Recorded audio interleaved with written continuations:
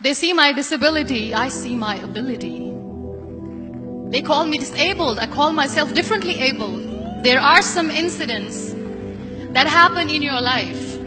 Those incidents break you, deform you, but they mold you into the best version of you. And the same thing happened to me. I was 18 years old when I got married.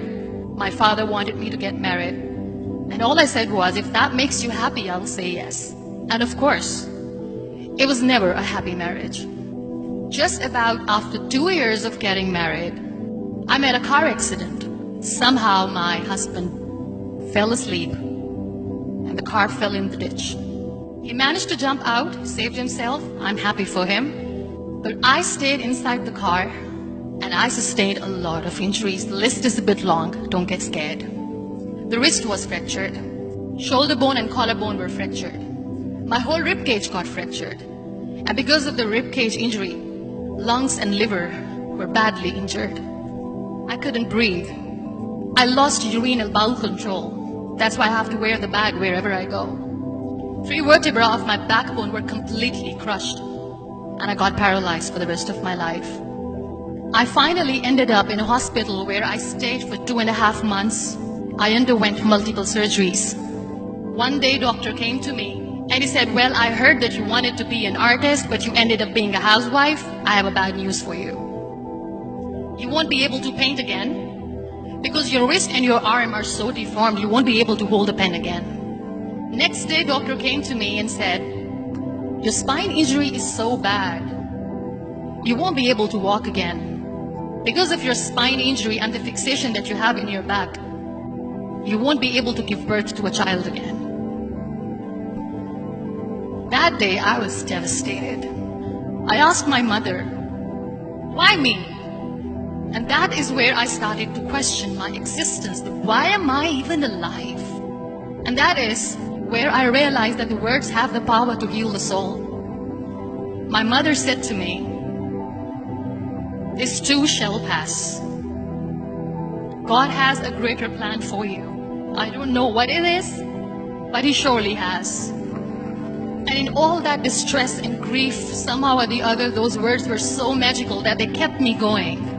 One day I asked my brothers, I know I have a deformed hand, but I'm tired of looking at these white walls in the hospital and wearing these white scrubs. I'm getting tired of this. I want to add more colors to my life. I want to do something. Bring me some colors. Bring me some small canvas. I want to paint. So the very first painting I made was on my deathbed, where I painted for the very first time. It was not just an art piece or just my passion. It was my therapy. And then I was discharged and I went back home.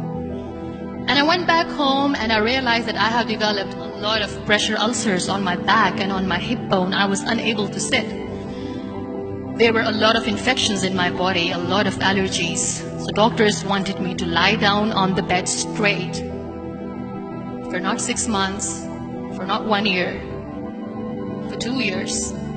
I was bedridden, confined in that one room, looking outside the window, listening to the birds chirping, and thinking maybe there will be a time when we'll be going out with the family and enjoying the nature. That was the time where I realized how lucky people are. That is the time where I realized that the day I'm going to sit, I'm going to share this pain with everyone to make them realize how blessed they are, and they don't even consider them lucky. That day I decided that I'm going to fight my fears. We all have fears. Fear of unknown, fear of losing people, fear of losing health, money. We want to excel in career, we want to become famous, we want to get money. We are scared all the time. So I wrote down one by one all those fears. And I decided that I'm going to overcome these fears one at a time. You know what was my biggest fear? Divorce. I was trying to cling on to this person who didn't want me anymore, but I said no. I have to make it work. But the day I decided that this is nothing but my fear, I liberated myself by setting him free. And I made myself emotionally so strong that the day I got the news that he's getting married, I sent him a text. And I'm so happy for you and I wish you all the best. And he knows that I pray for him today. Number 2 was, I won't be able to be a mother again. And that was quite devastating for me. But then I realized there are so many children in the world, all they want is acceptance. So there is no point of crying, just go and adopt one. And that's what I did. People think that they will not be accepted by the people because we, in the world of perfect people, are imperfect. So I decided that instead of starting an NGO for disability awareness, which I know will not help anyone, I started to appear more in public. I started to paint. I decided that I'm going to join the national TV of Pakistan as an anchor person. And I've been doing a lot of shows for the last 3 years. I became the National Goodwill Ambassador for UN Women Pakistan, and now I speak for the rights of women, children. We talk about inclusion, diversity, gender equality, which is a must. Every time I go in public, I always smile. It's always a big toothy smile on my face, and people ask me, don't you get tired of smiling all the time? What's the secret? I always say one thing, that I have stopped worrying about the things that I have lost, the people that I have lost. Things and people who were meant to be with me are with me. And sometimes, somebody's absence makes you a better person. Cherish their absence. It's always a blessing in disguise. Live your life fully. Accept yourself the way you are. Be kind to yourself. Be kind to yourself. I'll repeat, be kind to yourself, and only then you can be kind to others. Love yourself and spread that love. Life will be hard. There will be turmoils, there will be trials, but that will only make you stronger. So when you accept yourself the way you are, the world recognizes you.